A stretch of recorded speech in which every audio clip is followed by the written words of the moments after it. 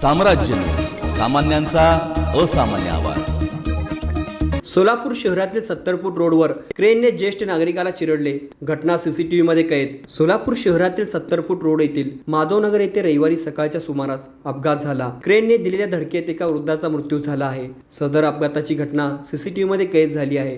विश्वनाथ धोंडीबा जाधव, वय 77, राहणार भारतरत्न इंदिरानगर, सोलापूर असे मयत व्यक्तीचे नाव आहे। MS13 DM 5382 यातील क्रेन चालकाने दिलेल्या धडकेने जागीच वृद्धाचा मृत्यू झाला आहे। घटना घडताच नागरिकांची एकच गर्दी झाली होती। मृतदेह सोलापूर शहरातील श्री छत्रपती शिवाजी महाराज सर्वोच्च रुग्णालयात पाठवण्यात आला आहे। या घटनेची नोंद सिव्हिल पोलीस चौकी येथे झाली आहे।